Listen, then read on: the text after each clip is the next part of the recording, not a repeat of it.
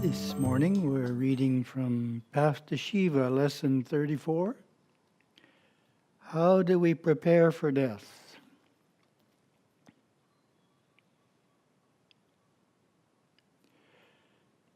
Our rishis and holy scriptures assure us that death is a blissful, light-filled transition from one state to another, as simple and natural as changing clothes. It is not a horrid experience to be feared. In fact, ancient sages call death man's most exalted experience.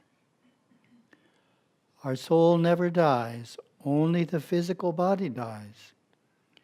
We neither dread death nor look forward to it, for we know that life, death, and the afterlife are all part of our path to perfect oneness with God.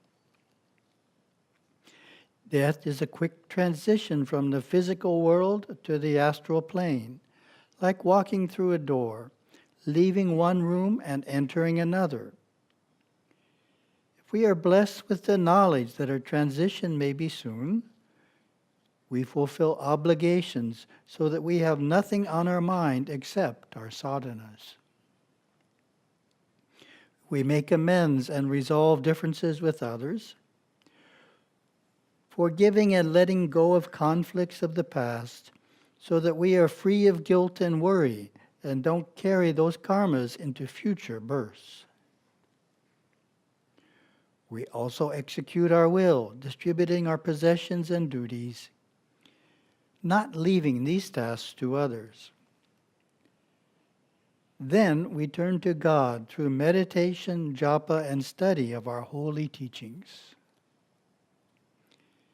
Many Hindus go to sacred places to make their great departure, as it is called. Varanasi is the most famous for this. It is ideal to be conscious and clear of mind at the time of death. Therefore, we minimize the use of drugs and heroic efforts to keep the body alive. When nearing transition, if hospitalized, we return home to be among loved ones. In the final hours of life, we seek the self-God within and focus on our mantra, while family keep prayerful vigil. At death, we seek the grace of God Shiva as we strive to leave the body through the crown chakra at the top of the head, entering the clear white light and beyond in quest of liberation. And then we have Gurudeva's quote. Death itself is not painful. Death itself is blissful. You don't need any counseling. You intuitively know what's going to happen. Death is like a meditation, a samadhi. I thought it was interesting. I was reading the lesson of the day this morning, and the Nandinada Sutra of the day is on this subject.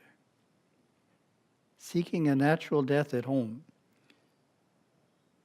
Shiva's devotees welcome life-saving medical interventions, but in their last days avoid heroic artificial perpetuation of life and prefer not to die in a hospital, but at home with loved ones who keep prayerful vigil. Interesting timing. Well, that definitely is a key point, and we made this in a number of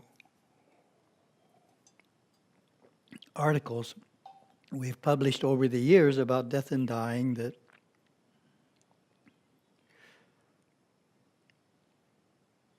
you want to be in a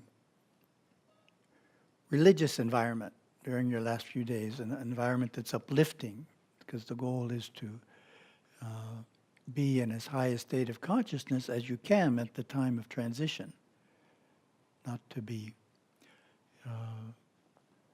groggy or kind of just sleepy and not really in a positive and religious state of mind. So we want to get into a religious state of mind, the highest state of consciousness we can be in, and to do that, it's very helpful to be at home and to be surrounded by family. We welcome life-saving medical interventions, but not in the last days. We don't want to be hooked up to machines that manage to extend our life 2 more weeks, but lower our consciousness. It's not worth it for 2 more weeks of life. That we don't avoid those kinds of things when it's actually going to help us come back to normal living. But if it's just adding a couple of weeks to our life that wouldn't normally be there, then it's not really recommended by Gurudeva. And of course, doctors may have to be convinced of that, because the Western approach to medicine is there's no afterlife. Therefore, every day you can add to this life is a valuable addition. It doesn't matter what the quality of life is, it's the quantity of life, because this is the only life you've got. So we're going to stretch it out 2 more weeks. Fortunately, insurance pays for it. So. Oh, we don't believe that. We believe in reincarnation, so we're going to come back. Plenty of days in the future to live. We're more interested in the quality of life than the quantity of life during the last portion of life. And the quality of life is increased by being at home, being in a religious atmosphere, and then going in consciousness as far as you can. In terms of preparation, how do we prepare for death? The question itself, its text is nicely specific.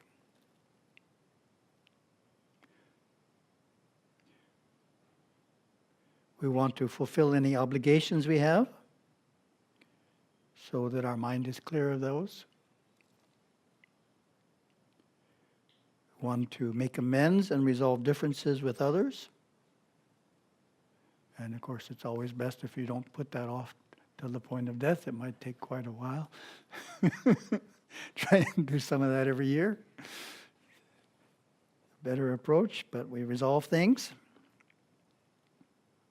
because we want to be free of guilt and worry and not carry these karmas into future births. On a practical side, we need to take care of a will that distributes our possessions and duties, anything of a legal nature, any documents should be taken care of. And then we've got all that out of the way. We only have to do one thing, which is says, turn to God. That's what's left. So we do these steps systematically, and then we're free and can just focus on our mantra and trying to be in a nice religious mood and higher state of consciousness. As it says earlier in the text here, there's nothing to fear about death. Sometimes I'm asked about what happens at death. And part of the answer I always give is, well, you're the same person. You don't become a different person just because you don't have a physical body. You're the same person. As it says here, it's like moving to a different room, but you're the same person. If your physical body's in a lot of pain, then you don't have that pain anymore, so maybe a little bit happier person, free from inconvenience of pain, but you're the same person. Nothing really has happened except you've dropped off the physical body, but the physical body is just physical. It's not really who you think you are as a person. Your likes and dislikes, your abilities, you're the same person. Well, in that sense, there's nothing to fear. You're just in a different place. And in terms of the place, it's the same place we experience in our deeper dreams. there's a few different types of dreams. The simplest type of dream is just our own imagination, playing back recent mental impressions, sometimes in a reasonable way, sometimes in a comical way, sometimes in a scary way. But what the impressions that have gone into the mind recently tend to play back in just an ordinary dream. But deeper dreams, we're actually interacting with other people. And that's the same place we go to when we drop off the physical body. We're interacting with other people who don't have physical bodies. But we're the same person. So in that sense, there's nothing to fear. And some of Gurudeva's writings talk about where when we get settled in the inner worlds, like-minded people group.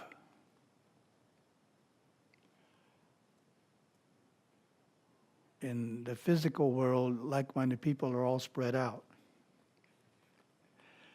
Or they're not all in one place. You take Kauai, the musicians on Kauai, they don't all live on the same street. Music street. No, some live over there on the west side, some on the north shore, some here, some there. They're all spread out.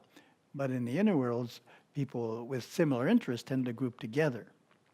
We could have all the musicians in one place trying to talk about creating new forms of music or something interesting. Likewise, people of similar religions group together. On the physical plane, they're all spread out. So we tend to group together, and as well as low-minded people group together. All the criminals get together and start discussing how to be a better criminal. So they're not spread out either. Oh, interesting way the inner world works there. The key point, just to summarize it, is trying to make it the final days a religious experience, not just getting stuck in hospital consciousness, emergency room consciousness, or extended life machine consciousness, to try and get into a religious frame of mind and a religious environment, going within, having settled everything. Thank you very much.